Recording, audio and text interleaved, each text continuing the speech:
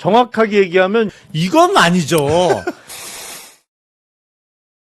오늘 함께 하실 패널들 소개하죠. 김유정 전 의원님 어서 오십시오. 안녕하세요.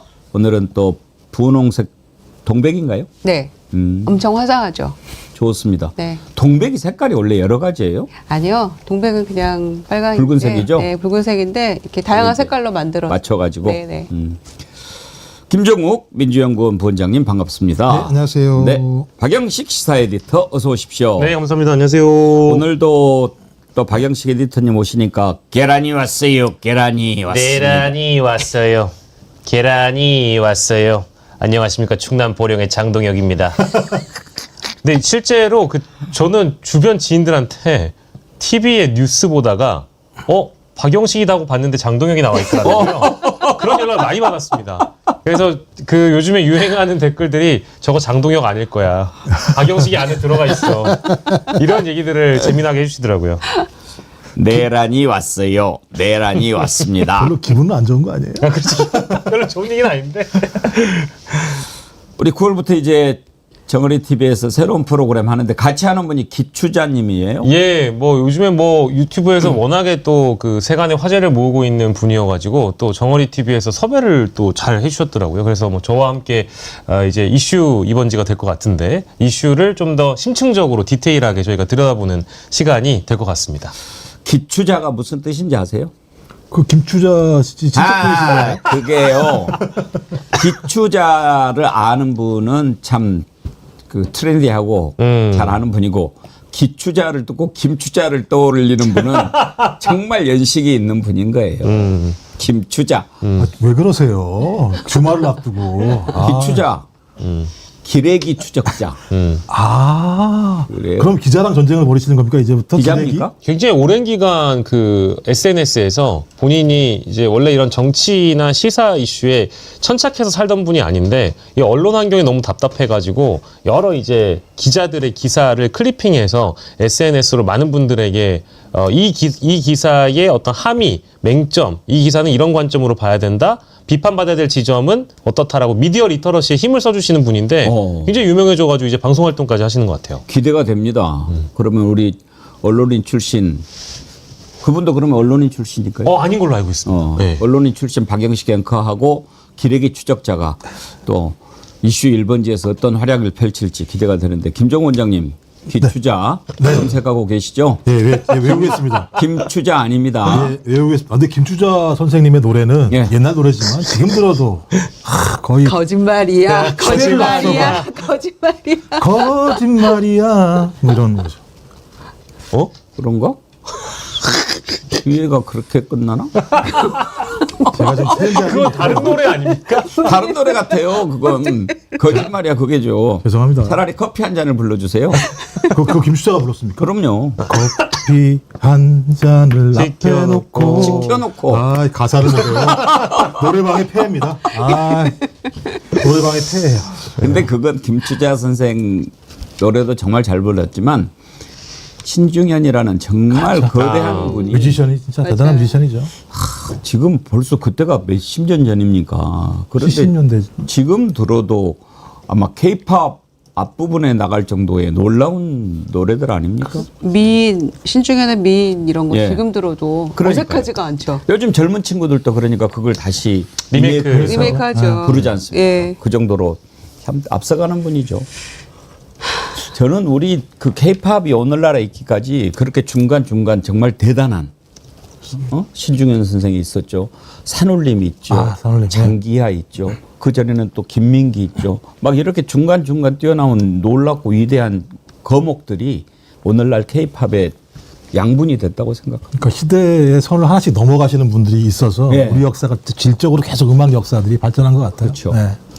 일본은 제가 어떨지 모르겠는데 엔카에서 뭔가 새롭게 탁 달라졌다는 것을 그렇게 못 느끼거든요. 그렇죠. 최근에 그런 게 보이지 않는 걸 보면 한국이 그러니까 저 DJ 선생이 대단하다 생각이 들어요. 그러니까 지원하되 간섭하지 않는다라고 하는 정책 하나가 21세기 한류를 만들어낸 근본이었다는 생각이 들고 그 이전에는 말씀하신 것처럼 우리 음악인들 그러니까 우리 DNA 본성상에 음악에 대한 큰 어떤 자양분이 있었던 것 같고 그 자양분을 막 끄집어내서 올리게 한 분이 말씀하신 신중현, 그다음에 장기하는 좀 제가 좀 애매하긴 합니다만 산울림, 그다음에 무시해 서태지와 아이들 이런 흐름들이 하나씩 끌고 나갔던 사례여서 그분들의 덕으로 지금 우리가 세계적인 문화 강국이 됐다. 그리고 그 앞에는 김구 선생님이 바랬던 꿈이 실현됐다. 이런 생각이 듭니다. 하여튼 우리 문화는 참 자랑할 만하다, 뿌듯하다 그런 생각 들죠.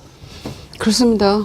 그런 이 세계문화유산으로 지정된 그런 종묘에 가서 종묘를 카페로 만드는 안 가도 카페로 만들고 이런 사람들도 참 우리 이 역사의 한 페이지로 스쳐갔습니다마는 부끄러운 일이고요. 우리 국민의 어떤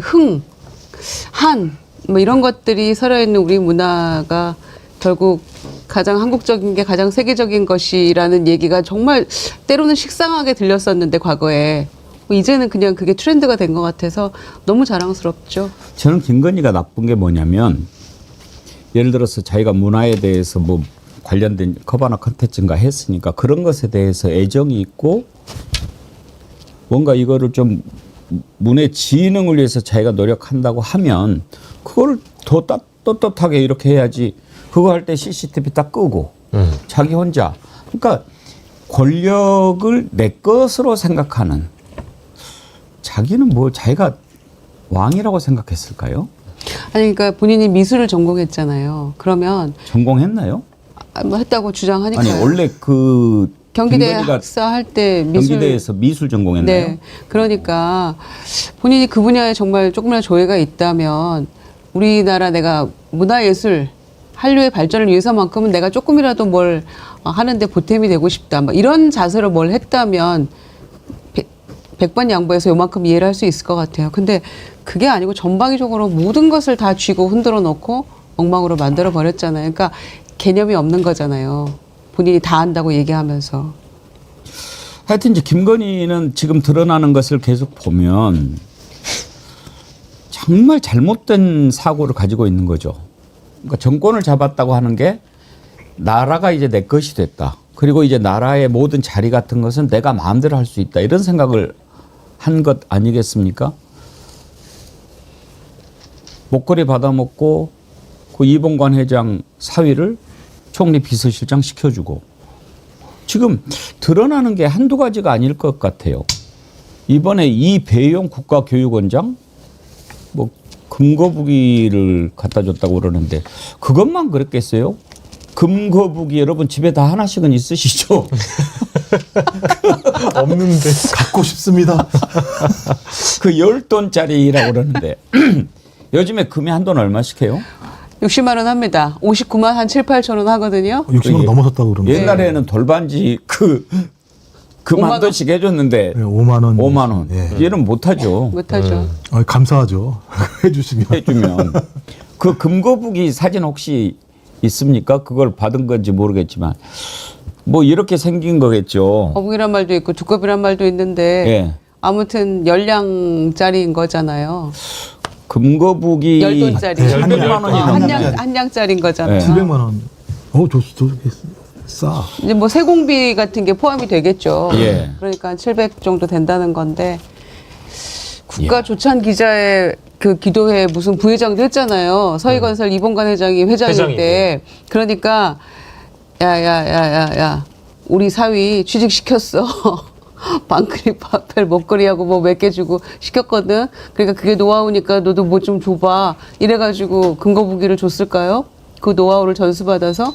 아니 이분이 정권 교체되고 나서도 국무회의에 함께 참석했던 사람 아닙니까? 그때 막 압수수색하고 이런 게 전방위적으로 되고 있을 때 속으로 얼마나 떨렸을까? 그러고도 거기 그렇게 막 웃으면서 앉아있을 모습이 지금 오버랩 되니까 더 참 뻔뻔해 보이네요. 근데 이게 지금 국무총리 비서실장을 맞사위를 넣어줄 때 그 대가로 얼추 지금 거의 1억이 넘는 상당의 비용이 들었잖아요. 작은 거 한 장. 그죠? 네. 근데 저 이배용이라는 사람이 만약에 국가교육위원장이 장관급 자리인데 저거를 10돈짜리 금거북이로 이게 거래가 가능했다라는 건 저는 일단 믿기지가 않아서 아마 추가적인 이 뇌물들이 더 있을 거라고 예상하는 게 제 맞습니다. 느낌은 저 열쌍둥이 중에 하나 아닐까요? 아마 더 있을 거라는 생각이 드는 겁니다. 네. 그러니까 왜냐하면 저게 김건희 집에서 발견된 게 아니잖아요. 김건희 뭐 요양원 동생 동생. 동생. 동생 집에서 발견된 거니까 동생한테 하나 준 거 아닌가? 그러니까 9명 나머지 그러니까 쌍둥이들 어디 있는지 좀 정확하게는 아홉 마리야, 김건희의 엄마가 운영하는 온 요양원의 사무실에 금고가 2억 개 정도 있는데 네. 그 중에 하나가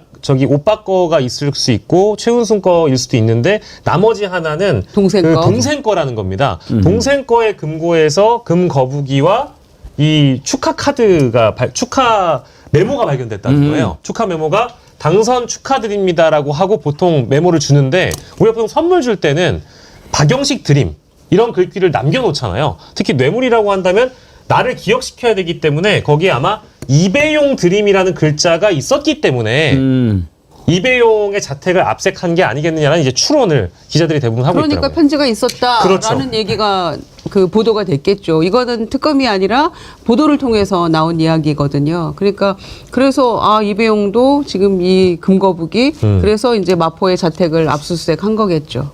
저렇게 계속 받다 보면 나중에는 무감각해져요. 무뎌질 것 같아요. 무뎌지죠. 맨 처음에는 이런 거 그랬다가 그러니까 그 최재형 목사한테 디올백 받을 때만 해도 아유 뭐 이런 걸 자꾸 갖고 오세요 그랬다가 이제 나중에는 겨우 애게 꼴랑 뭐 이런 이제 생각도 들게 될 거고. 마약처럼 되죠. 예. 그러니까 계속 상승되지 않으면 받는 것 자체가 상승되지 않으면 성에 안차게 되는 거고 그때부터 효용성을 느끼죠. 내가 권력을 가지고 있으면 가면 갈수록 더 큰 것이 들어오겠다는 걸 아니까 잔 것들은 받을 생각을 안 할 거라는 생각이 드는데 전 이배용 거는 진짜 악성이에요. 이 사람이 만약에 사실로 이런 금거북이 같은 걸 주고 얻은 자리가 뭡니까? 국가교육위원장입니다. 근데 원래 국가교육위원회인가 그게 있었어요? 아니요, 윤석열 정부 들어와서 만들어진 자리를 거. 만든 예, 거죠. 근데 만들어서 준 거죠. 이게 교육의 백년지 대계를 만든다라는 자리인데 그 자리에 앉히는 위원장을 뇌물을 받고 앉았다고 얘기하면 이 사람들이 진짜 정신머리가 아무것도 없는 사람들이고요. 또 하나는 더 중요한 국가조찬위원회, 소위 여기에 부회장이라는 거잖아요. 기도회 부회장. 기도회, 네, 부회. 그러면 이 조직이 제가 볼 때는 미국으로 따진 마가 같은 조직일 수 있다라는 거죠. 그러니까 이런 조직을 통해서 그 조직에 있는 것뿐만 아니라 그 조직에 있으면서도 뭔가 뇌물을 줘야지만 국가의 관직을 얻을 수 있는 상황이 벌어진다라고 얘기하는 건 유럽 중세 시대의 매간 매직 시대나 마찬가지 상황이에요. 그러니까 윤석열은 윤건희는 완전히 중세 시대의 암흑기로 끌고 간 거였고 교육마저도 뇌물의 수단으로 활용했다는 측면에서 이건 진짜 악성 중에 진짜 악성이라는 생각이 듭니다. 이항님 금거북이 한 10개 받아서 여기저기 하나씩 돌렸겠지요. 5년짜리 권력을 바탕으로 평생을 누리려고 했던 미친 망상가. 우리 국민들이 그동안 겪었던 고통 감옥에서 다 겪어야 할 겁니다. 그렇게 보내주셨는데 장도리 만평 한번 보실까요? 박순찬 하백이 인디아나 존스 그 패러디 해가지고 만평을 참 재미있게 올렸더라고요. 한번 띄워봐 주십시오. 그거 보니까 참 인디아나 특검해서 뒤에 피라미드 있고 금거북이 딱 들고 있는데 저 소주병 그 안에 들어있는 그거 보셨구나. 내가 그 설명해 드리려고 했는데 저 피라미드가 뭘로 쌓아진 피라미드냐? 소주병으로 쌓아 올린 피라미드예요. 참 장도리 하백 대단하셔요. 그러니까요. 인디아나 특검 파도 나오는. 야. 혐의 없습니다. 검찰은 혐의 없는 걸로 한 거 아닙니까? 도대체 제자들이 챙기려고 했던 선배는 무엇일까? 그게 궁금한데 저 끝이 어디에 있는지 모르겠습니다. 저 소주병 뒤에 또 피라미드가 계속 있는 거 아니에요? 하나만 있는 게 아니에요. 저 뒤로 피라미드가 원래 3개인가 있죠. 그쵸, 많이 있어. 예전에 그 이제 민선 자치 시대가 열리고 나서 제가 2006년, 7년에 이제 그 지방의 단체장들에게 주로 이제 돌았던 뭐 일종의 소문 같은 거, 꺼내 들어보면, 서기관 되는데 서삼사오 뭐 이런 얘기 했던 것 같아요. 서기관 되는데 3천. 사무관 되는데 5천 해가지고 단체장들한테 뇌물 갖다 바쳐가지고 처벌받았던 사례가 그 즈음에도 있었거든요. 근데 하물며 단체장들도 그런 사건들로 실제 구속되거나 징역을 많이 갔는데 이거는 지금 대통령 부인 아닙니까? 그렇죠. 대통령 부인한테 이런 뇌물들을 턱턱 갖다 바치고 심지어 장관 자리, 차관 자리를 매관매직했다라는 게 저는 2025년에 과연 이게 상상이나 할 만한 일인지. 김건희는 정말 천박한 인간 그 자체였기 때문에 여기는 뭐 내란도 내란이지만 사치와 부패로 가득 찬 정권이라고 우리가 인식을 해두고 두고두고 심판해야 된다고 생각합니다. 예, 우리가 만평 보는 사이에 김영남 의원님 오셨는데 어서 오십시오. 네, 안녕하세요. 그 오시기 전에 우리가 각 집에 그 금거북이 몇 개씩 있는가 여쭤봤거든요. 그랬더니 박영식 의원은 3개, 김유정 의원님은 한 5개. 기본이죠, 기본. 김정 원장님 2개밖에 없다고 그러시더라고요. 김영남 의원님 몇 개 있으세요? 졌어요. 저는 금거북이가 없는데요. 아, 내 인생 잘못 살았네. 실망입니다. 인생 진짜 잘못 살았네요. 아, 참. 법조인이면 한 10개는 가지셔야 되는 거 아닙니까? 실망입니다. 그러니까 아니, 허탈하네 이거 갑자기. 아니 금고북이 하나도 없어요? 정말 우리 다 있는데. 김유정 의원님 손목시계도 금이잖아요. 금이잖아요, 금. 아, 거북이가 아니잖아요. 아까 금 거북이는 있고 이건 이제 차고 다니는데. 저 아침마다 뽀뽀하고 나와요. 거북이랑. 거북이에? 금거북이에? 그럼요. 다시. 김영남 의원님을 끼워 말어. 수준이 맞아요. 금고북이 없으면 금요일날 곤란한데. 글쎄. 하나 장만하셔야겠어요. 아니 우리가 다음 주부터 프로 개편인데 금거북이 없는 분은 재고를 좀 해봐야 되고요. 지금 금요일 날 우리가 먹방을 하잖아요. 네. 지원율이 엄청 높아요. 이 먹방이 소문이 나가지고 그래서 지금 저도 금거북이 주는 분으로 바꿔볼까 생각하고 있거든요. 이거 요새 금값이 너무 올라갔고 지금이라도 어디 가서 사기도 그렇고 참. 더 오를 수도 있어요. 여기서 더 올라. 요새 그만 돈에 60만 원 훨씬 넘는. 아까 보니까 65만 원인가 되더라고요. 거기 세공비 금거북이는 세공비도 들어갈 거 아니에요. 그렇죠. 뭐 모든 게 다 그렇죠. 뭐. 너무 아까 비싼데. 보니까 10돈짜리가 710만 원인가 되더라고요. 그러니까 650에다가 이제 또 뭐 네. 세공비 60만 원 된 거죠. 영카님 이렇게 넘어가시면 안 됩니다. 그럼 많은 분들이 진짜 있는 줄 알아요. 저 설명하고 넘어가셔야지 이렇게 만들면. 아니 김영남 의원님 오시기 전에 우리 저 애청자님들은 다 봤잖아요. 기관에 들어오신 분들이 저런 뒷통 났잖아요. 어떻게 그 미세 공정으로 0.1돈으로 어떻게 개구리 만드는 그건 집에서 데 없네요? 쓰십시오. 자, 그런데 김건희 이제 오늘 속보가 방금 들어왔는데 특검이 구속 기소했다고 하거든요. 그동안에 조사 5번인가 했는데 다 이렇게 묵비권 행사했잖아요. 진술 거부. 그랬어도 이렇게 구속 기소한 것은 어떻게 뭐 공소 유지에 특검이 자신이 있다 이렇게 판단한 걸까요? 그렇죠. 그러니까 다른 증거들에 의해서 인정되는, 그러니까 사실은 공소장에 적는 한 줄 한 줄이요. 그게 증거가 없으면 적으면 안 되는 겁니다. 물론 다 그렇진 않아요. 그러니까 뭐 엉터리 기소도 있지. 근데 제대로 기소하는 경우에는 그게 단어 하나 뭐 공소장에 한들 줄도 다 근거가 있어야 돼요. 그래서 뭐 어떤 공소장에 기재된 어떤 사실에 대한 증거 대박 그러면 증거 목록 몇 번 이걸 할 수 있어야 돼요. 그러니까 그게 돼야만 공소장에 적을 수 있는 거고, 오늘 기소된 내용은 앞으로도 뭐 추가 기소가 많이 되겠죠. 예를 들어서 양평 고속도로 노선 변경 이런 건 아예 뭐 제대로 수사도 예. 마무리가 안 됐잖아요. 그럼 그러니까 일단은 이번엔 3개 혐의로만 기소를 했고 이제 기소해놓고 또 나머지 조사를 더 하겠죠. 그렇죠. 계속 추가 기소가 이루어지겠죠. 근데 이제 저는 궁금한 게 지금 많은 피의자나 피고인들이 봤을 때 물론 뭐 나와서 조사 받으라고 하면 버티는 사람 거의 없지만 지금 윤석열이나 김건희나 버티고 진술 거부하고 이런 식으로 지금 대응하지 않습니까? 네. 그 사람들 입장에서는 왜 그게 더 유리하다고 판단했을까요? 그러니까 그 윤석열 입장에서는 아예 조사를 받으나 재판을 받으나 의미 없다 이거.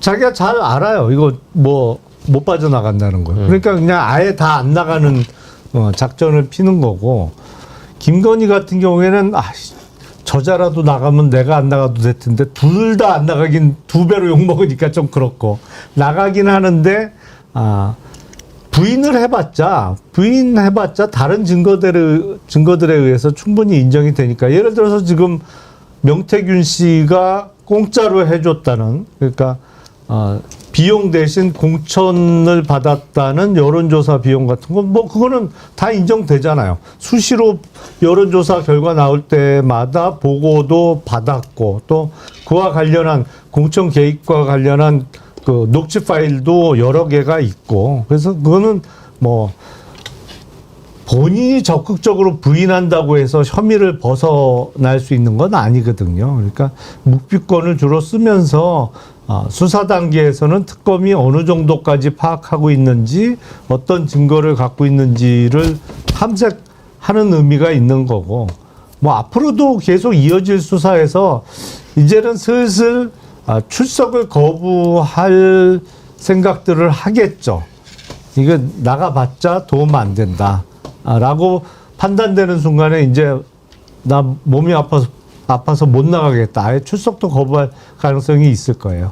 그러니까 같은 자리에서도 앞뒤가 다른 거짓말을 해버리니까 변호인들이 차라리 조용히 하고 있어라라고 했을 것 같아요. 예. 그리고 이제 재판 가서 그냥 다투는 게 차라리 낫다라고 판단을 했을 것 같은데 이제 그래도 뭐 나가는 성의는 보이려고 출석은 했잖아요. 한두 번씩은. 그리고 이제 진술 거부권 또 이제 계속 사용을 했는데 말하자면 이랬다는 거예요. 불쑥불쑥 한마디씩 한다는 거예요. 김건희가. 이제 그런 것도 다 적시를 했을 거 아닙니까? 이를테면 주가 조작 관련해 가지고 이제 막 이렇게 물어보니까 그냥 진술 거부하겠습니다 하면 됐을 때 본인이 또 불쑥 손해만 봤어요. 막 이렇게 얘기를 했다는 거예요. 그러니까 손해만 봤어요 하니까 또 진술 거부하겠습니다 이러고. 그러니까 푼수 아닙니까 푼수. 그러니까 본인 말도 제대로 뭔가 논리적으로 앞뒤가 안 맞기 때문에 변호인들이 그냥 조용히 있는 게 낫겠습니다라고 판단을 하는데 그럼에도 불구하고 나가서 앉아 있는데 불쑥불쑥 이런 얘기를 한 번씩 한다는 거죠.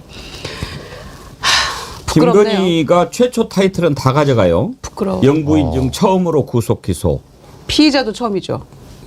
애초에. 그런가요? 애초에 피의자도 피의자부터? 처음이었습니다. 예. 그럼 한 상관왕 되나요? 피의자 최초, 특검 조사 최초, 구속 최초, 기소 최초는 4관왕이 되는 건데. 유죄까지 받으면 5관왕 돼요. 네, 유죄되면 이제 5관왕 되는 거고. 사실은 김건희가 그 모든 것의 뒤에 있었다고 봐야 되겠죠. 김건희 죄를 덮기 위해서 그리고 이제 그로 인해서 비롯된 윤석열 자신의 죄를 덮기 위해서 내란을 일으켰다 이렇게 봐야 안 되겠습니까? 네, 말씀하신 것처럼 김건희는 윤석열을 뭐라 그랬냐면 바보라고 얘기를 했거든요. 그리고 인사권과 소위 공천권을 절반씩 나눠가는다고 얘기를 했었으니까 김건희 스스로 내가 윤석열을 만들었어. 그러니 이 정권에 대한 지분은 내가 훨씬 더 많이 가지고 있어. 그렇다고 본인 뒤에 있으니까 반반씩 했다고 하더라도 중요한 결정은 김건희가 할 수밖에 없는 거고 김건희 그 최재형 목사님 만날 때만 하더라도 그 금융위원 같은 경우 차관급인데 그냥 본인 통화 내용을 하고 있다라고 하는 건 정권 초기 당선자 신분부터 한쪽으로는 인사권, 공천권을 통해서 뇌물 받는 루트로 만들고 또 한쪽 라인을 통해서는 자기가 이 권력을 통해서 얼마만큼 많은 이익을 얻을 수 있을지에 대한 소위 맨 처음에 사전 탐색 그다음에 그것을 엮는 시나리오 이런 걸 다 만들었던 과정이잖아요. 그러니까 부패와 그다음에 나쁜 권력을 남용하는 두 가지 모든 것들을 해왔고 그러니 안에 있는 사람들이 누구 말을 들어야 되느냐 누구에게 고개를 숙여야 되느냐 그럼 다 김건희라고 얘기했다는 건 이 정부는 윤석열 정부가 아니라 김건희 정부라고 볼 수밖에 없는 측면이 있는 거죠. 누가 뭐라고 얘기하더라도. 지우 아빠 헬리님은 김건희 그랜드슬램 그러시는데 나그네님 재판장에서 부부 싸움은 안 할까요? 그래요. 김영남 의원님 지금 이제 윤석열도 기소됐고 김건희도 기소가 됐잖아요. 네. 그러면은 재판을 받게 될 텐데 일단 뭐 법정에서 따로 받겠지만 몇 가지는 김건희와 관련된 부분에 윤석열이 증인으로 나와야 될 상황도 있지 않습니까? 그럴 수 있고 예. 앞으로 추가 기소가 이루어지면서는 그러니까 내란 사건 말고 김건희 특검에서 수사하고 있는 부분에 있어서는 공범으로 기소될 가능성도 있고요. 그러면 이제 옛날에 전두환 노태우 나란히 서가지고 재판 받는 것처럼 둘이 나란히 서 있는 모습도 연출될 수도 있고 예를 들어서 증인으로 채택했다. 그러면은 우리가 지금 나그네님이 얘기하신 것처럼 당신이 그랬잖아. 뭐야 막 이렇게 또 할 수도 있는데 네. 증인으로 만약에 나와 그럴 때 또 윤석열 안 나오고 그러면 증인도 강제 구인할 수 있습니까? 구인할 수 있죠. 구인장이 발부되죠. 그 경우에도. 그리고 제가 볼 때 중요한 게 보면 법적 결정은 꼭 집행이 돼야 된다고 저는 그렇죠. 생각을 해요. 네. 그래서 말씀하신 것처럼 압수수색 영장이든 구속영장이든 아니면 체포영장이든 아니 재판에 불출석하는 것에 대한 강제 구인이든 지금까지 윤석열만 예외적인 상황들이 너무 많이 있어요. 그러니까 윤석열을 필두로 하는 이런 사람들 같은 경우는 윤석열이 저 안에 들어가 있어도 이런 일이 그냥 제대로 집행이 안 되는 상황이네. 그러니까 미국에 있는 고든찬 같은 자가 리무브 리 이렇게 얘기하면서 이재명 대통령을 제거해야 된다는 걸 그래다 올리고 이 내용을 다시 또 활용해서 국내에서는 전환길 같은 자가 그걸 계속 강조하는 상황이 벌어지고 있고 내부에서 뭐라고 그러냐면 야 직위원이 있으니까 6개월 정도 지나고 나면 나 밖에 나올 수 있어. 이런 생각들을 가지고 있다는 거 아니겠습니까? 그러니 저는 이 상황에서 가장 중요한 건 법적으로 결정된 사항이 집행된다라고 하는 것들을 보여줘야 된다. 그래야 저들이 이 상황 자체가 얼마나 중대한 상황인지를 인지하게 되고 그랬을 때 자기들이 이 문제와 관련해서 기세가 꺾이고 자기가 했던 잘못에서 토설을 할 수 있는 상황인데 여전히 지키고 있다는 건 윤석열만 예외니까 이런 일이 벌어지거든요. 저는 그래서 특검이 한 번 정도는 좀 진짜 강단 있게 법 집행을 성공시켜야 된다고 저는 생각을 합니다. 이제 또 하나 속보가 들어왔는데 이제 김건희 특검이 김건희 구속 기소했고 내란 특검은 방금 전에 한덕수를 그냥 기소했거든요. 예. 구속영장 기각이 됐는데 다시 영장 청구 안 하고 바로 기소했다. 어떻게 왜 그랬다고 보십니까?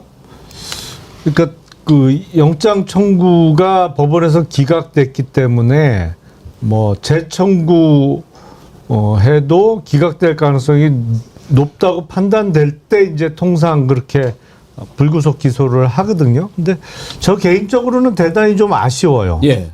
특히 내란 방조 부분과 관련해서는 저게 왜 계속 방조로만 구성을 할까? 그렇죠. 네. 내란의 공범, 그러니까 주요 임무 종사고. 주요 임무 종사자. 저 부분이 분명히 수사를 좀 더 하면 밝힐 수 있을 것 같은데 특히 한예종 폐쇄한 거나 예. 그 자리에 참석 안 한 장관들한테 뭐 총리가 직접 전화를 하든 아니면 총리실을 통해서 각 부에 전달을 하든 내려간 지시사항이 있을 거거든요. 비상계엄 선포 이후에. 그렇다면 그 부분과 관련해서는 다른 이상민 전 장관이나 뭐 이런 사람들처럼 주요 임무 종사자로 충분히 밝혀낼 수 있을 것 같은데 영장 청구할 때 방조로 하고 물론 다른 내란 방조 부분 말고도 다른 범죄 사실이 많이 있었습니다만 그래서 내란 방조 말고 주요 임무 종사자로 다시 수사를 해서 다시 한번 영장을 재청구해서 구속 기소를 하는 게 맞다고 생각을 했는데 바로 불구속 기소를 하네요. 좀 아쉽습니다. 그 부분은. 아쉽죠. 그래서 지금 이제 특별재판부 설치 얘기가 계속 나오는데 많은 국민들이 이번에 한덕수 당연히 구속이 돼야 되는데 그 벗어나는 것에 대해서 배후에 김앤장을 의심하죠. 한덕수가 김앤장 출신이고 또 이번에도 김앤장이 달라붙어가지고 이렇게 한 거 아닌가. 그래서 특별재판부 설치해야 된다라고 하는데 어제 저희가 특별재판부 설치 어떻게 생각하십니까? 긴급 투표를 했었죠. 설문조사를 했는데 모두 8,805분이 참여하셨어요. 이게 이제 표시상으로는 99대 1% 이렇게 나오는데 딱 한 분이 반대한다라고 누르셨어요. 잘못 눌렀는지 아니면 소신인지 모르겠습니다만 정확히 따지면 1%가 아니죠. 8,805분이니까 1%가 되려면 88표 나와야 되는데 0.01% 정도 되는 거죠. 지금 많은 국민들이 특별재판부 설치해야 된다. 특검도 하는데 판원에 못하냐 그러거든요. 김유정 의원님은 특별재판부 설치 필요성 어떻게 생각하십니까? 그러니까 이게 이제 당론으로 정해진 건 아니에요. 현재까지. 그리고 그런데 그 필요성에 대해서 상당 부분 의원들도 공감을 하고 있고 저도 이 정도는 필요하지 않나 굉장히 이제 열린 마음으로 바라보고 있는데 왜냐 지기현 재판부 때문에 이제 이런 얘기들이 와글와글 일어나기 시작했죠. 구속 취소되는 그 공포스러운 순간을 우리 모두 기억하잖아요. 그거는 12월 3일 날 불법 계엄 선포했던 그 이상의 충격이었거든요. 그리고 막 4개월간 거리를 활보하고 다니고 먹으러 다니고 영화 보러 다니고 막 이런 것들을 생각하니까 너무 황당한 거예요. 그랬는데 한덕수 전 총리에 대한 영장까지 또 기각이 되고 있고, 그러니까 도대체 이게 뭐냐, 이게 지금 뭔가 제대로 돌아가고 있는 거냐라는 거에 대해서 의구심을 가질 수밖에 없는 것이고, 또 하나는 지기현 재판부가 너무 이걸 질질 끌고 있잖아요. 말도 안 되죠. 걸석 재판 가운데 계속 끌고 있고, 근데 이런 상황들이 이게 지금 과연 국민들이 그 고생을 해가면서 몇 개월 만에 어쨌거나 민주주의를 바로 잡아 나가서 세워 나가는 그런 과정에 있는데, 이게 지금 사법부에서 뭔가 잘못돼 가고 있는 게 아닌가라는 그런 의구심에 휩싸여 있는 것 같아요. 사법부를 믿을 수가 없으니까 특별재판부 설치하자는 얘기가 나오는 거 아니겠습니까? 지난 26일에요. 국회 법사위에 천대엽 법원행정처장 출석했는데 이성윤 의원이 이렇게 질질 끄는 재판이 어디 있냐 따졌습니다. 한번 보시죠. 어떻게 연말까지 재판을 끝냅니까? 그 박근혜 국정농단 사건은 재판부에서 말이죠. 그 사건에 그 재판을 당시 재판부에 100건이 사건이 있었어요. 그런데도 9달 동안 일주일에 3번씩 해가지고 109번을 재판을 열었고요. 연말에도 휴정계도 무려 8번을 했고 연말에도 6번을 했더라고요. 그렇게 해서 재판을 마무리했는데 지금 보십시오. 쉴 거 다 쉬고 휴정기 쉬고 지금 재판 총 몇 번 했는지 아십니까? 말씀하신 휴정기는 보내긴 했지만 그 외에는 계속해서 그 재판에 집중하고 있는 것으로 알고 있습니다. 아니 국민들이 다 알지 않습니까? 재판 연 날짜를. 저는 궁금해서 재판부에 과연 신권을 배당을 많이 하나? 또는 구속사건을 배당해서 그런가? 확인해 보니까 전혀 배당이 안 되고 배려를 해주고 있는데도 지금 이렇게 재판부가 속된 말로 개기고 있어요. 개기고 있는 거죠. 박영식 앵커님. 네. 재판을 하는 건지 안 하는 건지 저렇게 되면 언제 결과가 나오겠습니까? 그러니까 말입니다. 이게 지금 일주일에 한 번, 두 번 재판 한 해 만에 하는 그런 상황으로 지기현 재판부가 이 재판을 일정을 짜고 있어서 일단 굉장히 큰 문제고, 우리가 제일 그 문제를 먼저 삼아야 되는 것은 이걸 지금 비공개로 하고 있다라는 게 큰 문제이거든요. 이 내란 재판에 대해서 비공개 재판을 하게 되면 일단 국민들이 정보를 투명하게 알 수가 없고요. 그리고 최근에도 그랬습니다마는 지기현 재판부에서는 특검의 공소장에 대해서 문제를 삼으면서 공소장 변경을 요구했다라는 보도도 이어졌습니다. 그러니까 이게 지금 지기현 씨의 경우에는 룸사롱 의혹이 제대로 해소되지도 않은 상황에서 조이대의 어떤 비호를 받으면서 계속적으로 이 내란 재판부를 주도하고 있는 판사입니다. 사법부의 판사들이요. 저는 지금 이제 와서 생각을 해보면 다른 국가에 살고 있나? 이런 생각이 개인적으로 들어요. 왜냐하면 국민들은 이미 저 박근혜 국정농단의 사례를 이성윤 의원도 잘 설명을 해주셨습니다마는 지금 아직 내란은 진행 중이라는 판단을 불과 며칠 전에 한덕수의 구속영장이 기각이 되면서 여전히 사법부가 정신을 못 차리고 있다. 이러다 보니까 특별재판부의 논의까지 지금 나온 거 아니겠습니까? 심우정의 검찰을 못 믿었던 것처럼 우리는 조이대의 사법부를 믿을 수가 없다라는 건 이미 윤석열 내란 전국 사이에 많이 나왔던 이야기고요. 그리고 추미애 의원이 지기현에 대해서만큼은 제대로 지목한 내용이 있는데 650만 원 상당의 이 향응을 받은 사실을 공개를 했어요. 그렇다고 한다면 조이대 대법원장은 지금 당장 인사조치를 하든지 징계를 하든지 아니면 뭐 특검이 나서서 지기현을 수사를 하든지 이래야 될 텐데 뭐 지금까지 이루어진 게 아무것도 없는 상황에서 지기현 재판부에게 이 재판을 맡기고 있다라는 게 우리 국민 어느 누가 이걸 인정할 수 있을까? 여전히 지금 우리가 좀 이거를 긴장감이 많이 떨어졌고 이완이 돼 있기 때문에 이 재판에 좀 관심이 많이 떨어진 것도 사실이어서 한덕수 구속영장 기각 이후에는 좀 정신을 좀 가다듬어야 된다. 이런 말씀 드리고 싶습니다. 최행자님이요. 이 와중에 지기현 2주 휴가 제정신이 아닌 듯. 아니 지난번에 휴정기 때 휴가를 안 가고 따로 지금 휴가를 간 겁니까? 이미 갔다 온 걸 그때 얘기를 갔다 하는 온 거예요. 휴정기 2주를 얘기하는 것 같은데요. 네. 예. 근데 김용남 의원님 보시기에 일반적으로 재판의 속도가 이 정도면은 일반적입니까? 아니면 조금 특이한 경우입니까? 일반 사건은 보통 구속 사건의 경우에 2주 간격으로 재판을 하죠. 예. 그건 근데 정말 일반적인 사건의 경우에 간단하고 중요도가 좀 떨어지는 사건의 경우에 그렇게 하는 거고, 내란 사건 같으면 사실은 앞서 언급된 것처럼 일주일에 3번씩 재판해야죠. 뭐 월수금 정도 해서 그 관련 증인들이나 이런 사람들이 많을 수밖에 없기 때문에 그래야 끝내는 거죠. 근데 지기현 부장은 제가 보기에는 재판 끝낼 생각은 없어요. 그러니까 없죠. 본인이 판결문을 작성할 생각이 없어 보여요. 그래서 저는 그 사실은 법원에 뭐 정기 인사 때라도 교체가 돼야 되는 것이고, 아니면 정말 그 비리 혐의가 있다고 하면 그 비리 혐의를 갖고 지금 법원 행정처에서 아무런 그 감찰 결과를 발표를 안 하고 있단 말이에요. 그래서 상응을 제공받은 게 있다고 하면 그거로 인사 조치를 하는 게 맞겠죠. 제가 봐도 너무 답답해요. 저거는 재판을 끝낼 생각이 없이 그 진행하지 않고서는 저렇게 할 수는 없습니다. 군산이유님, 잘하면 지구가 없어질 때까지 안 끝나겠네요. 지금 우리가 이따가도 국힘당 얘기를 해보겠습니다만, 지금 전환길이라든지 장동혁이라든지 이런 자들이 설치고 그러는 것은 윤석열이가 끝장날 것이다라고 하는 생각이 있다면 저렇게 안 될 거예요. 뭔가가 아직도 기댈 만하고 저거를 양분 삼아서 해볼 수 있는 건덕지가 있다고 생각하기 때문에 그러는 거 아닌가.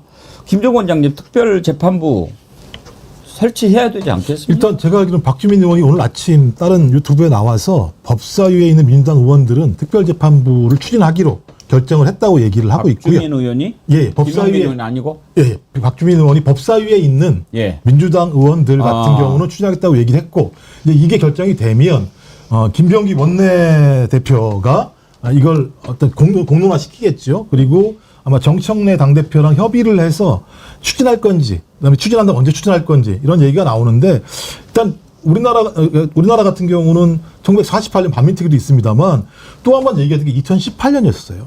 사법농단 사건이 발생했을 때 특별재판부가 필요하다. 왜냐하면 대법원에 대해서 대법원장의 문제를 다루는데 그 대법원에서 인사를 하고 있는 법원이 재판을 한다면 이건 공정성에 논란이 되는 거 아니냐라고 얘기해서 특별재판부를 설치하려고 했지만 안 된 케이스가 있는데, 이때 경실련이 법학과 교수 전임 교원들 70명한테 여론조사를 했어요. 위헌 논란이 많았었거든요. 근데 70명 중에 50명은 위헌적이지 않다. 20명이 위헌적이라고 얘기했어요. 그렇다면 제가 볼 땐 위헌 논란도 비켜날 수 있을 것 같다. 근데 지금 상황에서 조이대라는 인물이, 지금 김충식이라는 인물이 피의자로 전환되고 있는 상황인데 조이대와 김충식이 많았다는 얘기가 있지 않습니까? 지금 수사가 돼서 확인이 돼서 나와야겠습니다만, 그때 무슨 얘기가 있냐? 대법원으로 재판 올라오면 내가 다 처리하겠다라고 조이대가 얘기했다는 거잖아요.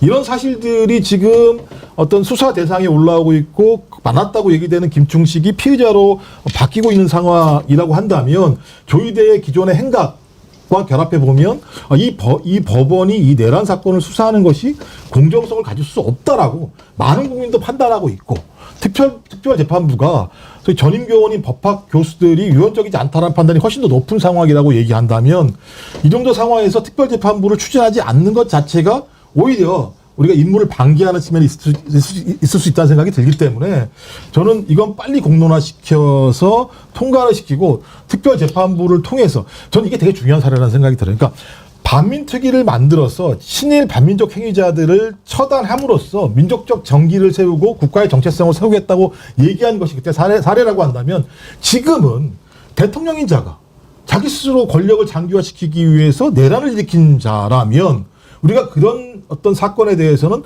특별한 방식으로 앞으로 이런 잔재가 만들어지지 않도록 하는 건 우리의 소명이고 민심이라는 생각이 들기 때문에 저는 이런 부분과 관련해서는 여러 가지 무슨 위헌 이런 논란들을 고민할 게 아니라 국민의 뜻을, 국민의 민심을 믿고 밀고 나아가서 새로운 어떤 기반들과 새로운 어떤 사법 질서들을 만들어내는 것이 훨씬 더 국민의 마음에 다가가는 게 아닌가 생각이 들어서 좀 민주당이 좀 이제 제발 빨리 그 길로 뚜벅뚜벅 걸어 나갔으면 좋겠습니다. 조이대가 어떤 짓을 했는지 우리가 다 기억하지 않습니까? 대선을 눈앞에 두고 가장 유력한 대선 후보를 제거하려고 했던 것이 조희대 아니었습니까? 조희대가 김충식과 만나서 그런 얘기를 했는지 어쨌는지는 앞으로 수사를 하면 밝혀지겠지만, 그런 짓을 했던 자가 대법원장으로 있고 김영남 의원 지금 재판부 구성이라든지 이런 건 대법원장이 다 관할하는 거 아닙니까? 사실은 어떤 법원의 발령을 내는 거는 그 법원 행정처, 그러니까 대법원 산하의 법원 행정처에서 하고요. 그 법원 내부적인 인사는 법원장이 하는 거로 알고 있습니다. 그럼 이제 재판부 배정은 법원장이 하는데 우리가 뭐 원칙이야 그렇지만 예를 들어서 이렇게 중요한 사건에 재판장을 직위원회가 맡고 있는데 이런 식으로 하고 있는 것이 잘못됐다라고 모든 국민이 생각하잖아요. 그러면 국민들의 눈높이, 국민의 생각을 알고 있는 대법원장이라면 법원장한테 그 재판장 문제 있는 것 같은데 이렇게 얘기하지 않겠습니까? 근데 그 법원은 약간 다른 데하고 좀 틀려요. 그러니까 그 분위기나 그 조직이 돌아가는 게 정말 그 다른 데하고는 차이가 많이 나는데 그런 언급하는 것 자체를 일종의 재판에 대한 간섭 내지는 개입이라고 생각하는 사람들이 많아서 아예 제가 보기엔 지금 대법원에서 아예 신경도 안 쓸 가능성도 많아 보여요. 그러니까 그럼 우리가 조희대랑 직위원이랑 신경 쓰시게 해드려야 되지 않겠습니까? 신경 좀 쓰시게. 아니 엊그제 손석희의 질문들 시즌 3이 시작이 됐는데 첫 번째 게스트가 문영배 전 헌재 소장 그저께. 대행이었어요. 어제 그제 네. 27일 날 방송한 거. 거기에 한 부분을 보면 사법부는 그러면은 다 옳은 것인가? 뭐 이제 그런 취지의 질문과 내용들이 있었어요. 사시 붙는다고 해서 다 뭐 인정받고 하는 건 아니다. 그 가장 주목할 대목은 주권자가 위임한 것이다. 그 권한을. 그러니까 주권자의 뜻에 부응해야 된다라는 취지의 답변이 가장 인상 깊었는데 이제 최근에 이런 특별재판부 얘기 나오고 사법부에 지금 내란 형사재판 관련한 그 돌아가는 행태, 한덕수 영장 기각 막 이런 걸 보니까 또 다른 분노가 치밀어 오르고 막 허탈한 거예요. 그래서 뭐라도 하지 않으면 이게 도대체 질질 끌어서 언제까지 가려고 하는 것인가라는 것에 대한 두려움이 또 스멀스멀 올라오거든요. 이걸 우리 국민들이 어떻게 해서든지 막아야 된다는 그런 취지에서라도 그 문영배 대행의 그런 이야기들이 자꾸 떠오르더라고요. 예. 그러니까 저희가 좀 그러니까 그런 거죠. 상식적인 거죠. 왜 갑자기 영장을 심사하는 판사가 수원지법에서 3명이나 올라왔지? 상식적으로 좀 이해가 안 되는데? 이건 인사 조치라고 하는 건 어차피 법원 행정처가 하는 거기 때문에 대법원장이 최종적인 여기에 대한 책임을 질 수밖에 없는 거라는 거. 아까 말씀드렸던 것처럼 아직까지 수사에서 결정이 난 건 아닙니다만 김충식을 만나는 자리에서 이재명 당대표 문제, 그 당시 당대표 문제와 관련해서 올라오면 내가 처리할게라고 얘기했는데 실제로 이게 집행이 됐잖아요. 12명의 대법관 중에서 2명을 제외한 10명이 이틀 만에 7만 페이지의 내용들을 읽고 결정을 내리는 상황을 우리가 이해할 수 있을 것인가. 김영남 의원이 계속 말씀하셨습니다만 지휘원 같은 사람이 어떻게 이 내란 재판을 이따위로 끌어갈 수 있을 것인가. 여기에 대한 국민들의 분노가 치밀고 있는 상황인데 대법원장은 여기에 대한 아무런 조치를 취하지 않는다라고 얘기한다면 대법원은 어떤 형태로든지 이 내란 수사와 관련돼서 국민의 민심과 어긋나는, 그러니까 국민 주권과 어긋나는 행위들을 하고 있다고 한다면 저 당연히 입법부가 여기에 맞서서 민심에 따르는 방식으로 이 문제를 조치하는 것이 저는 국회가 가지고 있는 권능이라고 생각하는 거죠. 아까 문영배 재판관 얘기하셨는데 그런 얘기를 하더라고요. 그 집 앞에 와서 계속 시위를 했는데 이사 갔는데 맞아요. 이상한 주소가 바뀌었는데 안 바뀐 걸로 놔뒀으니까 계속 거기 와서, 그러니까 자기가 살고 있는 곳에서 저쪽 단지에서 막 그렇게 마이크까지 막 이렇게 해서 시끄럽게 하는 거를 다 아니까. 그러니까 그쪽에서 아니 이분 이사 가셨어요. 그러니까 거기 와서 시위하는 놈들이 누가 거짓말 속을 줄 알아. 불신이 때로는 유용하다고. 맞아요. 또 하나 재미있었던 게 매일 자기는 아침에 산책을 하신대요. 빼놓지 않는 일과인데 이렇게 막 나와서 막 저기 하니까 부인이 위험하니까 산책 좀 안 하면 좋겠다라고 했는데 어떻게 했냐면 산책을 하지 말라고 하니까 부인을 부산으로 보냈대요. 그리고 산책했다고. 고집이 세신 분이시죠. 근데 상당히 유머 감각이 있으십니다. 예, 그냥 웃지 않고 얘기하잖아요, 본인은. 그게 진정한 그게 진짜 유머죠. 진짜 유머거든요. 근데 집안에서 지위나 이런 게 확고하시네요.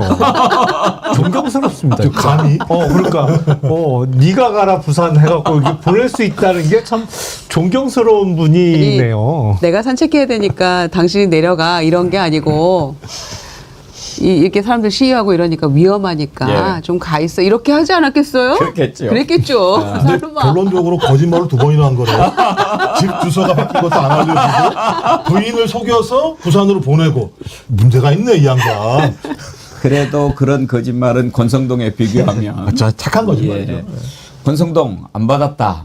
큰 소리 딱딱 쳤는데 하기야 사실 지금까지 우리가 살면서 정치인들 돈 받아먹고 출석하면서 근데 그자들은 꼭 한마디씩 하고 들어가. 그냥 조용히 들어가도 다 들통이 나는데 안 받았습니다 이렇게 하고 들어갔는데 다 나오던데. 아무튼 이제 바로 영장을 청구를 했어요. 이제 심사 날짜 근데 이런 경우에는 그 영장 심사를 먼저 하고 그다음에 국회에서 체포 아니죠. 아니요. 입니까? 네, 아니죠. 국회에서 국회로 먼저 체포동의안이 오고 국회에서 표결을 통해서 과반 이상의 찬성이 나와서 하면? 체포동의안 통과가 되면 영장. 이제 그렇죠. 그 다음에 영장 재판 날짜가 그 잡히죠. 영장 청구를 하면 국회로 일단 보내는군요. 그 법무부를 통해서 국회로 옵니다. 예. 그런데 권성동 이번에 큰 소리 치던데요. 옛날에 그 공무원 합격은 권성동 그거 할 때도 자기가 포기했다고 그러던데요. 그때도 그러니까 국회의원의 불체포 특권은 개인이 내가 포기할래 한다고 포기되는 개인의 권리가 아니에요. 그거는 그래서 포기라는 의미는 어떤 거냐면 본회의장에서 표결을 해야 되잖아요. 표결을 하기 전에 본인이 신상 발언을 신청해서 앞에 나와서 내가 법원 영장 재판에 임할 테니 이 체포동의안 통과시켜 달라라고 얘기를 하면 그걸 포기라고 그냥 표현을 하는 겁니다. 그래서 지난번에 그 강원랜드 그 취업 청탁과 관련해서 영장이 청구될 때는 제 기억에 의하면 그때 아마 본인이 회기가 지난 다음에 그 처리해 달라고 얘기했던 것 같아요. 왜냐하면 국회의원의 불체포 특권이라는 거는 회기 중에만 작동하는 거기 때문에 비회기 때는 그런 절차가 필요 없거든요. 그냥 영장 청구가 되면 법원의 영장 재판에 출석해서 이제 똑같이 심사가 이루어지는 거기 때문에 그때 아마 그 임시국회 회기와 회기 사이에 그 영장을 처리해 달라라고 해서 그렇게 영장 재판에서 그때 결국에 기각이 됐었죠. 기각이 됐죠. 네, 네. 그거를 아무튼 재밌는 거는 기억을 합니다. 네. 권성동뿐만 아니라 국힘당 의원들이 윤석열 정권 때 자기들이 계속 해먹을 수 있을 것 같으니까 다 포기했죠. 우리는 다 불체포 특권 포기할 거예요. 이런 식으로 하고 막 도장도 막 찍고 그랬어요. 권성동도 그때 불체포 특권 포기 서약서 내지 않았습니까? 혹시 그 자료 있습니까? 한번 볼까요? 권성동 불체포 특권 다 옆에 도장 꽝 찍었어요. 그때 이제 원내대표였나? 뭐 그러니까 윗자리에 있겠죠. 본인은 대한민국 국회의원으로서 아이고 훌륭하게 잘하셨네. 국민 앞에 서약을 하셨어요. 그 저기 내용의 뒤에를 보면은 예. 불체포 특권을 포기하는 것 말고도 예. 저 뒤에 글자를 잘 봐야 됩니다. 아까 김용남 의원이 설명 주신 대로 원래는 내가 구속 위기에 처해 있을 때 나를 좀 구해달라. 구명운동에 가까운 그런 신상 발언을 하는 것이 일상적일 텐데 지금의 경우에는 본인이 포기했고 심사를 받아들인다라고 한다면 저 뒤에 약속을 지켜야 되거든요. 본회의 신상 발언을 통해서 체포동의안 통과를 동료 국회의원들에게 요청을 해야 됩니다. 요청하는 행위까지 좀 서약한 거거든요. 그러면 신상 발언을 하는 자리에 안 나오거나 하면 약속을 또한 어기게 되는 거기 때문에 저는 국회에 출석해서 신상 발언도 바로 체포동의안 통과를 해달라고 발언해야 된다. 체포 동의안 통과를 요청하겠다. 행위를 그 해야 국민 됩니다. 앞에. 행위를. 야, 또 하필이면 권 씨여가지고 맨 위에 올라가 있어요. 가나다 순이었나요? 예, 예. 하씨였으면 맨 뒤에 있었을 텐데. 본인이 이제 나는 불체포특권 포기한다라고 이제 언론에 얘기를 했잖아요. 영장이 청구가 되니까. 그건 자기 선언적 의미일 뿐이지 그렇다고 해서 국회에서 체포동의안 표결을 안 하는 건 아니에요. 법적으로 다 하게 되어 있기 때문에 본인이 뭐라고 하든지 말든지 그러니까 그 절차는 거쳐야 되는 것이고 이때 국민의힘이 이제 어떻게 나올지 지켜봐야죠. 본인들은 야당 탄압 운운하면서 벌써 말도 안 되는 탄압이다 이렇게 얘기를 하고 있으니까 로텐도홀에서 몇 시간 떠들어댈지 뭐 표결할 땐 나갈지 알 수 없습니다만은 적어도 권성동 의원이 호기롭게 포기 서약서도 썼고 나는 불체포특권 포기한다 이렇게 말로 했으니까 당일날 본인이 신상 발언 통해서 꼭 통과시켜 주십시오라고 요구를 하는 게 맞겠죠. 그렇지 않으면은 뭐 본인 말 다 허언이잖아요. 이따 뭐 뒤에 저희가 얘기를 할 수도 있겠습니다만은 지금 그 대통령과 이 야당 대표의 회담이 아직 정리가 좀 안 되고 있는 상황인데 권성동의 이 체포동의안 관련해 가지고 야당 탄압이라는 주장이 이제 만약에 야당 쪽에서 나오기 시작하면 이걸 고리로 해서 대통령과의 회담을 깨고 싶어 하진 않을까라는 그런 이야기들도 나오고 있다라고 하거든요. 뭐 물론 이 특검의 수사와 민생이라는 두 가지의 의제를 1대1 형식으로 이재명 대통령과 회담을 하고 싶다라는 게 장동혁 대표의 지금 현 주장이라고 알려져 있기 때문에 만약에 이 뭐 체포동의안을 고리로 해서 대통령과의 회담을 판을 깨려고 할 가능성도 있다. 뭐 정도까지는 얘기해 드릴 수 있을 것 같습니다. 좀 기괴한 논리인 거죠. 윤영호가 입으로 얘기한 거잖아요. 뭐 민주당이 얘기했어요. 누가 얘기했어요? 윤영호가 자기 입으로 술술 풀어가지고 다 나온 내용 이거 그거 가지고 수사한 건데 그게 정치보복이라고 얘기하면 통일교랑 지금 국민의힘이 싸우고 있는 건가요? 그건 아닐 거잖아요. 근데 앞으로 이제 권성동뿐만 아니라 여타 다른 윤핵관에 대한 수사로 이어질 가능성이 국민의힘 입장에서 굉장히 높기 때문에 권성동에서 한번 끊어줘야지 국민의힘이 살아남을 수 있다는 어떤 절박함 이게 분명히 있을 거라는 뭐 예상입니다. 망상이죠. 그런데다가 이게 대선 정치자금으로 비화될 뭐 이미 뭐 잠재적으로 있다고 생각합니다. 게다가 윤영호가 사전에 사진도 찍어놨지만 돈에 대해서 사후 후에 2시간인가 있다가 만나고 나서 2022년 1월 5일 날 중식당에서 밥 먹고 만나고 나서 2시간 있다가 문자 보냈잖아요. 이거 조금이지만 뭐 후보가 잘 쓰였으면 좋겠다 뭐 이런 취지로 얘기를 했는데 그 답변이 뭔지 엄청 궁금한데 답은 안 나와요 지금. 이게 무슨 돈이죠? 무슨 얘기를 하는 겁니까? 라고 하는 게 본인 주장에 일치하려면 정답이어야 되는데 답을 안 했다거나 혹은 뭐 알았다거나 고맙다거나 이런 말이 나왔다면 그건 자기 자백이잖아요. 게다가 4명 같이 밥 먹은 거 아니에요. 네. 굶어 먹은 것도 아니고. 그러니까 윤용호라는 사람이 이런 로비를 많이 해봤는지 굉장히 꼼꼼하게 수첩에 적어놓기도 했고 또 거의 증인들을 같이 그 2명을 목격자를 만들어 놓은 거니까 저는 뭐 이거는 딱 걸렸다고 생각하는데 본인 뒷짐 주고 어저께 막 얘기를 하잖아요. 지난번에 윤석열 호주머니에 손 놓고 막 나오는 거 거의 비슷한 느낌 아니었어요 어제? 근데 상식적으로 윤영호의 부인이 사진을 찍어놨는데 부인이 재정국장이라는 거잖아요. 그 정도 나오면 저 같으면은 아이고 부끄러워서라도 말 못할 것 같은데 똑같 나는 결백합니다. 그 저기 누구지 한덕수가 나도 호남 사람입니다. 서로 사랑 이게 똑같은 논리인 것 같아요. 제가 또 말하는 거 보면 참 다 이렇게 모여 있어요. 서로 비슷한 사람들끼리. 그래서 유유상종이죠 뭐 그러니까. 근데 그나저나 지금 국힘당은 주인이 전환길이에요? 정확하게 말씀드리면 제가 보기에는 이른바 그 친윤 세력이 주인이라고 봐야죠. 그 왜? 실제 오너십은 네. 뭐 윤석열이가 가지고 있는 거다. 그러니까 윤석열, 김건희를 따르던 사람들이 갖고 있다고 봐야죠. 그러니까 저는 아까도 궁금한 게 왜 그게 아직도 버티고 있냐 하는 거죠. 그게 일단 당원 구성이 몇 년 사이에 많이 바뀐 건 틀림없는 사실 같아요. 그러니까 국회의원들 중에 상당수는 지난 총선을 통해서 새로 진입한 예를 들어서 윤석열 뭐 행정관이나 뭐 이런 사람들도 배지를 많이 달았잖아요. 그런 사람들은 윤석열 덕분에 배지를 단 사람들이 있는 것이고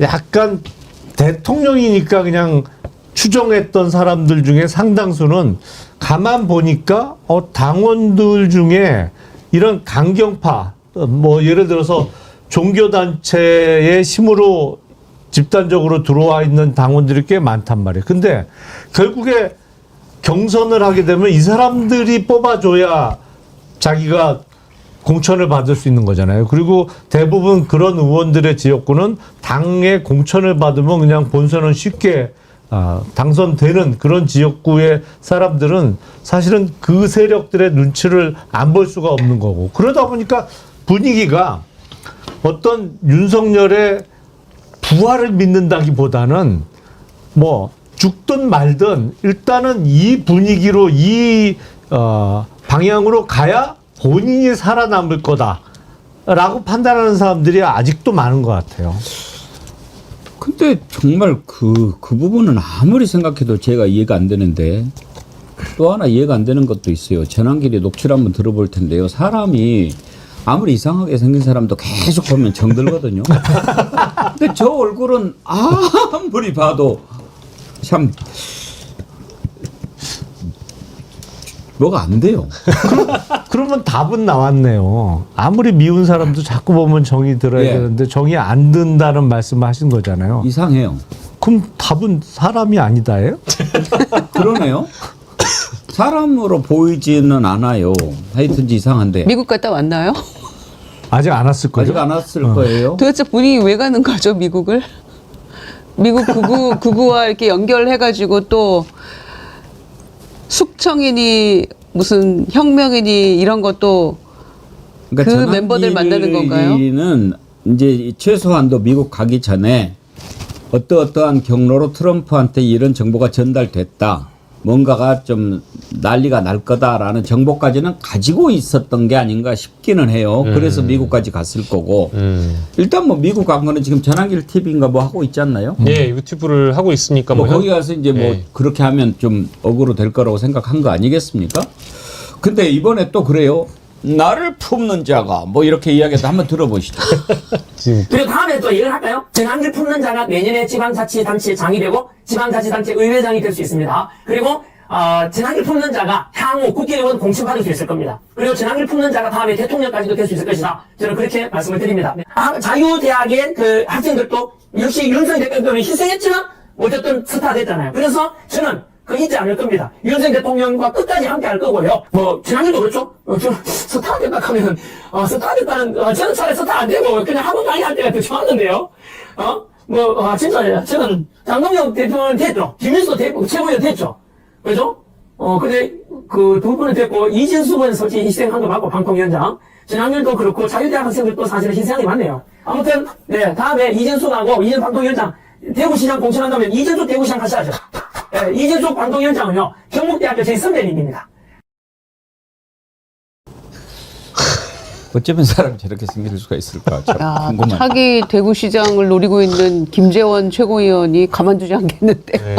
아니 근데 이제 김재원 최고위원의 경우에는 일단은 김문수 후보가 대표가 못 됐기 때문에 실질적인 힘이 없다라고 봐야 되겠죠. 그래서 대구시장을 뭐 당연히 노리고는 있겠습니다만은 당 대표가 장동혁인 이상 김재원이 대구시장 공천 받을 가능성이 전부 낮다고 보고요. 다만 이제 어쨌든 막후 세력인 전환길의 상황 정치가 실제 통하는 집단이라고 한다면 뭐 진짜 이진숙이 대구시장 공천 받을 가능성이 높다고 봐야죠. 제가 보기에는 우리 박영식 앵커가 김재원 최고를 너무 띄엄띄엄 보시죠. 그러니까. 김재원 최고가 계속 김문수 개겠어요. 근데 이 전환길은 참 무례한 자예요. 말하는 거 보면 자기가 뭘 안다고 정치 시작한 6개월밖에 안 됐는데 지 입으로 대구시장을 공천하니 많이 이런 얘기를 한다는 건 대단하죠. 그러니까 그런 거거든요. 뭔가 자기가 믿는 게 있으니까 저렇게 얘기하는 거예요. 아무것도 모르는 사람이 저런 얘기 못하는 거죠. 전 그래서 전환길 뒤에는 언더친이라고 얘기하는 핵심 라인의 몇몇 의원들이 저는 있을 거라고 생각해요. 그리고 정확히 설명했겠죠. 어떻게 어떤 메커니즘으로 이 당이 돌아가는지를 설명을 했을 것 같고요. 다 아시겠습니다만 지역구에서요. 내가 한 500에서 1000명 정도만 명확히 가지고 있잖아요. 떵떵거리면서 다녀요. 왜냐하면 전화가 오면 전화를 받는 사람이 최고인 거예요. 그럼 그 지역에서 딱 스타트했을 때 1000명 정도가 지역구에서 전화 받을 세팅하고 있으면 그 사람이 이기는 거거든요. 근데 이 조직이 어떤 조직이냐 보니까 유튜버하고 극우, 종교 집단이란 말이에요.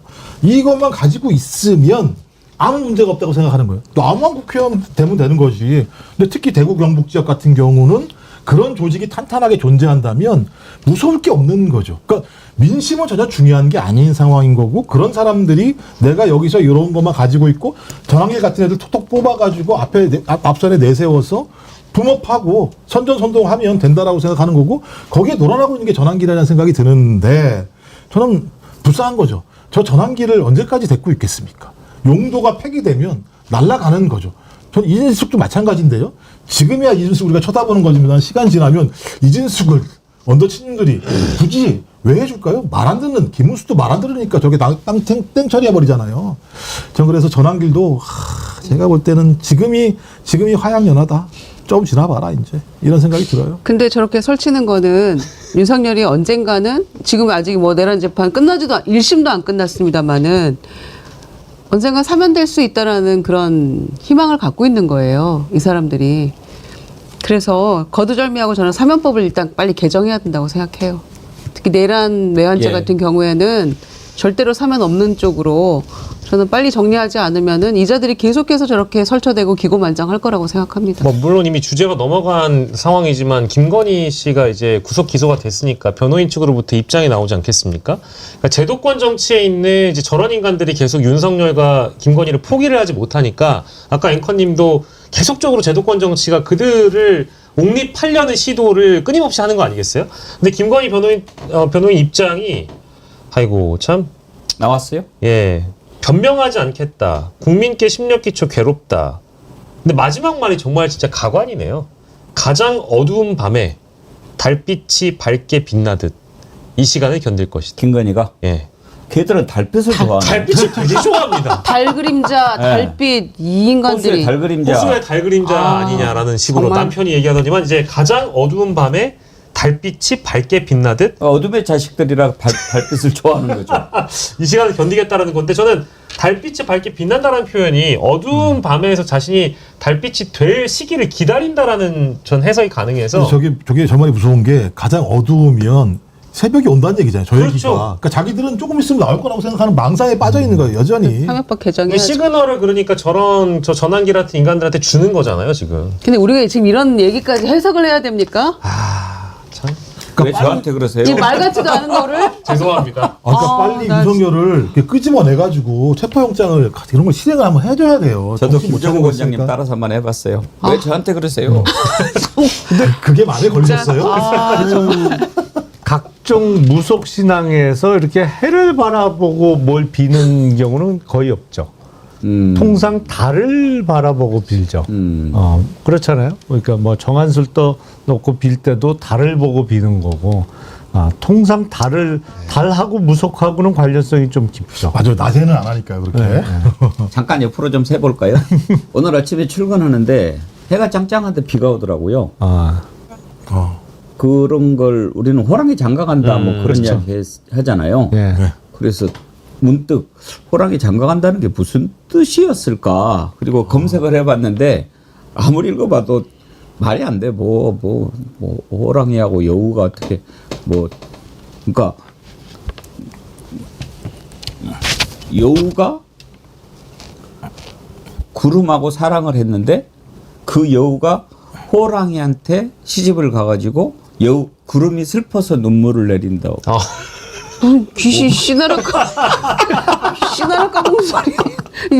아니 그게 아니 검색하니 그게 다 네, 보셨다고요? 네, 그래서 이건 그 호랑이 장가가는 날 비 오는 거 맑은 날에 비 오는 거를 그렇게 그렇죠. 이야기했을 때는 우리 선조들이 뭔가 대단한 그가 있을 텐데 이런 식으로 해서가 우리 선조들의 창의력을 너무 무시한 게 아닌가 그런 생각이 들었어요. 근데 뭐 앵커님은 호랑이 장가가는 것도 싫으신가 봐요. 뭐야 더 이상해. 예, 국힘당 얘기 좀 더 해보고 마치죠. 아까 전환길이 참 그 위세 떠는 걸 봤는데 이번에 그러니까 이제 전환길이 그런 큰 소리 칠만도 해요. 나를 품는 자가 될 거다라고 했는데 김문수 떨어지고 장동혁 됐잖아요. 거기에 또 김민수 이자도 최고위원 됐어요. 김민수도 전환길이가 밀었죠. 김영남 의원님 김문수 어떤 사람이에요? 분당 쪽에 그 당협위원장, 민주당은 지역위원장이라고 하는데, 국민의힘은 당협위원장이라고 하는데, 그거를 잠깐 했어요. 하다가 총선 출마를 했었나? 공천이 됐었나? 무슨 말로 문제 되지 않았어요? 그 그 과천 대변인 상륙작전. 대변인 그 당직 맡고 몇 시간 안 돼가지고요. 고성국 TV 출연해서 했던 발언이 문제가 돼가지고 바로 대변인직을 내려놨던 전례가 있습니다. 아, 뭐 그런 이벤트가 있었던 것 같아요. 그러다 네. 이제 뭐 2022년 성남시장 출마를 했는데 당연히 이제 당내 경선에서 떨어졌죠. 떨어지고 나서 그리고는 사실은 그 분당 쪽은 다 지금 현역 의원들이 있잖아요. 그러니까 당협위원장은 아니었고 인지도도 그렇게 높지 않았는데 이번에 최고위원 당선이 됐어요. 그러니까 사실은 전환길 덕을 봤다고 얘기해도 과언이 아니죠. 근데 이 김민수가 이 최고위원이라고 한 자가 또 말도 안 되는 얘기를 해요. 그러니까 국힘에 있으면서 방송에 나가서 딴소리 하면 그거 가만히 안 두겠다. 그거 누가 해당되는 건가요? 일단 김민수 얘기를 먼저 들어보시죠. 먼저 안으로부터의 개혁, 시급한 것은 내부를 향한 총격, 해당 행위를 근절하는 것입니다. 당원 게시판 조사는 당무감사와 함께 반드시 진행되어야 할 것입니다.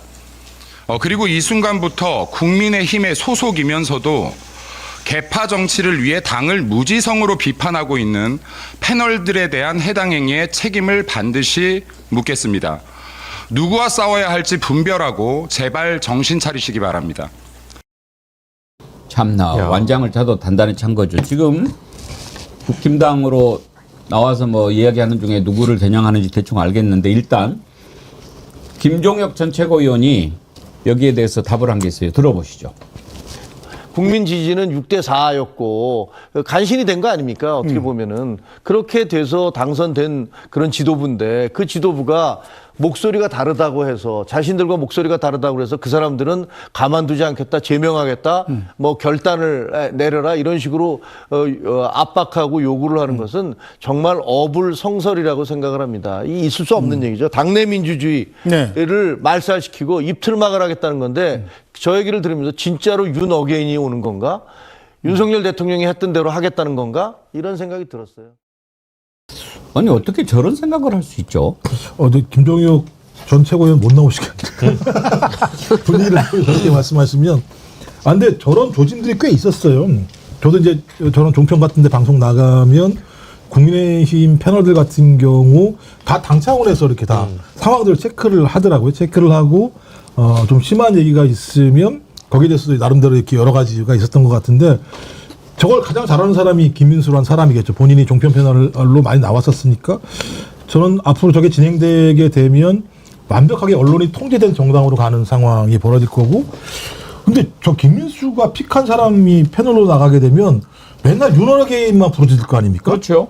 그 말이 안 되는 거죠. 그러니까 내란의 우두머리가 다시 복귀하는 것을 위해서 바라는 자들만 종편에 나간다면 내란은 계속 지속될 수밖에 없다라는 거고 저는 그럼 국민의힘은 어떤 길로 가야 되느냐? 제가 볼 때는 정당 해산을 위한 빌드업을 하고 있는 거다. 마찬가지 상황이 될 거다. 근데 장동혁도 저게 꽁짝할 것 같기 때문에 야, 저기 진짜 해산시켜야 될 것 같은데? 예전에 그 한번 기억나시는지 모르겠습니다만은 윤석열 정부 초반에 그 이른바 국민의힘 쪽에서 참칭 보수라고 찍었던 패널들에 대해서 저 사람은 진짜 국민의힘이라는 여당을 대변하는 보수 인물이 아니기 때문에 저 사람이 아니라 국민의힘의 입장을 대변할 수 있는 공식 대변인이라든지 대변인단을 초대하거나 국민의힘의 입장을 실제 잘 대변해 줄 수 있는 사람을 방송사가 좀 선정했으면 좋겠다라는 공문을 보낸 적이 있어요. 그러면 지금도 저런 상황으로 이제 김민수 최고위원이 압박을 넣을 정도면 방송에 나오는 이른바 지금 현재 국민의힘 지도부가 보는 또 참칭 보수들이 있지 않겠습니까? 그런 사람들 제끼고 윤 어게인을 외치는 국민의힘의 대변인들만 불러라. 이런 식의 공문이 또 나갈 수도 있죠. 방송사를 대상으로 해서. 그래서 룰이 중요해요. 그러니까 국민의힘 정도의 지금 상황이라면 당대표를 뽑을 때도 당원 80%, 여론조사 20% 이렇게 룰을 정해서는 안 되는 거고 5대5 정도는 돼야 되고 그것도 여론조사 50%를 지지정당을 묻지 않는 그러니까 오픈해서 묻는 식으로 해야 되는 것이고 무엇보다도 옛날식 그 선출 방식 있잖아요. 옛날에 국민의힘 전신일 때는 다 출마를 해서 1등이 당대표를 하고 2등부터 그 2, 3, 4, 5등이 최고위원이 되는 그래서 당 지도부를 구성하는 방식이었거든요. 근데 그게 1, 2등이 하도 싸운다 그래서 지금 방식으로 바꾼 건데 문제는 그렇게 해놓으니까 최고위원이 너무 격도 떨어지고 질도 낮아지는 거예요. 그러니까 이른바 뭐 도구나 카우가 다 최고위원이 돼. 그래갖고 당 지도부라고 구성을 해놓으니 이게 봐도 대표성도 없고 품격도 없고 사실은 정치적인 어떤 감각이나 이런 게 대단히 미흡한 사람들이 막 최고위원 완장차고 저런단 말이에요. 그래서 룰 세팅을 정교하게 잘 해야 되는데 제가 보기엔 망했어 완전히. 그러니까 윤희숙 혁신위원장 말이 맞았죠. 저희들도 그 얘기 했었고 적어도 국민 경선 100% 해야 뭔가 변화가 올 수 있다라고 얘기를 했는데 혁신이라는 말 자체가 언제적 얘기인가 싶을 정도로 과거 얘기가 돼버렸는데 이번에도 8대2의 어떤 그 당대표 선거 룰에서 여론조사에서는 김문수 후보가 이겼잖아요. 물론 김문수나 장동영이나 뭐 50보 100보긴 합니다만. 근데 그 50보 100보는 2배 차이예요. 근데 지금 김유정 의원님 말씀하신 게 어떤 중요한 의미가 있냐면요. 지금 국힘당이 국민과 반대로 가고 있다라고 그러니까요. 하는 증거예요. 예. 지금요.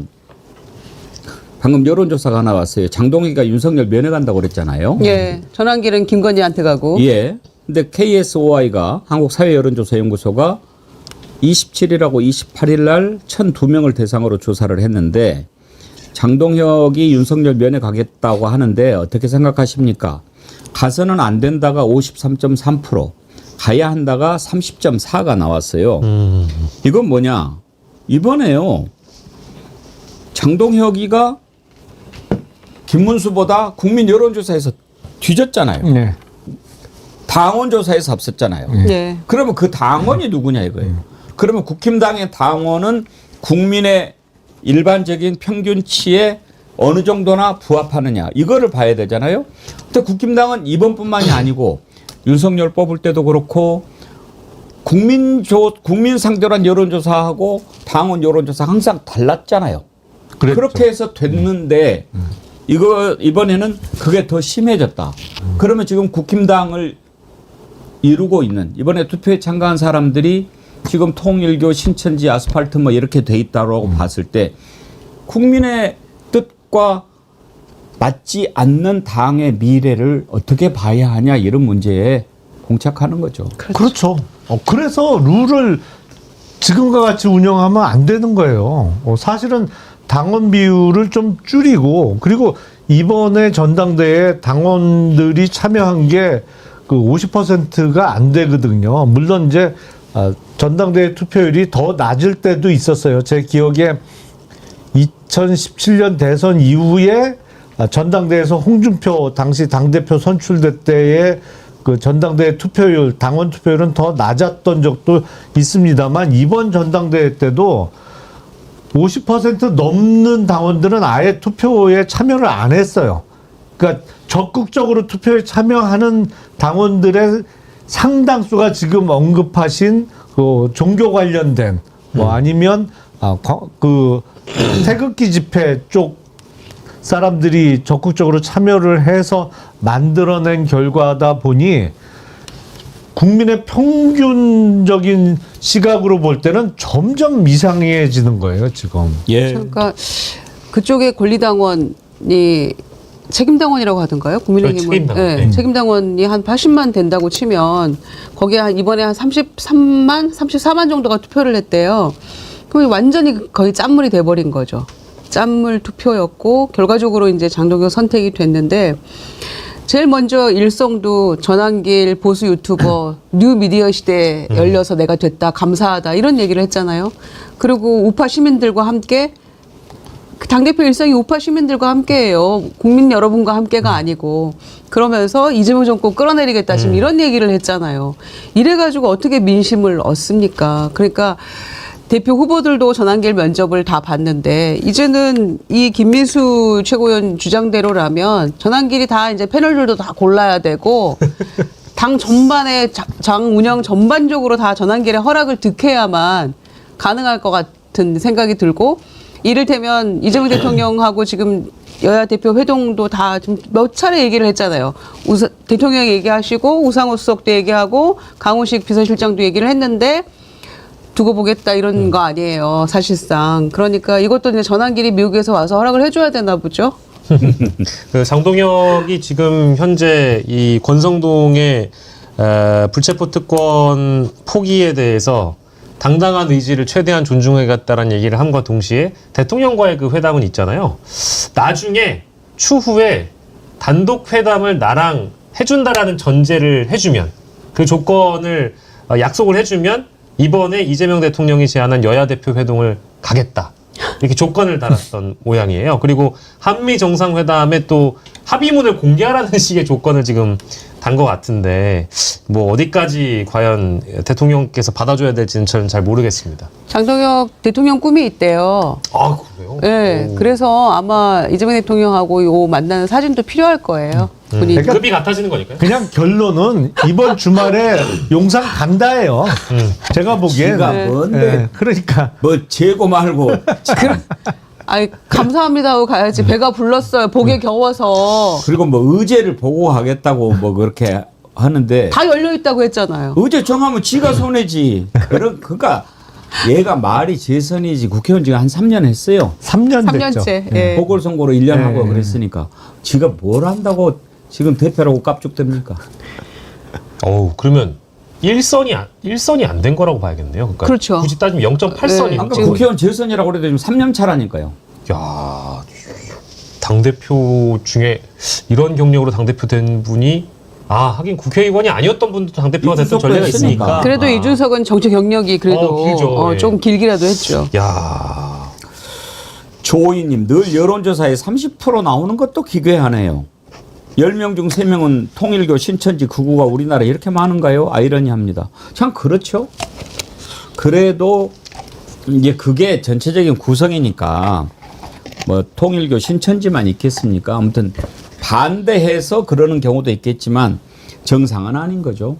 국힘당이 앞으로 참 제대로 가야 될 텐데 어떻게 될지 봅시다. 해산될지 분열할지. 그렇지만 저는 다만 걱정하는 것은 지금 장동혁의 당대표 되는 과정을 지켜보면서 지금 장동혁 체제의 국힘당이 나치화되지 않을까 저는 그 걱정을 좀 하거든요.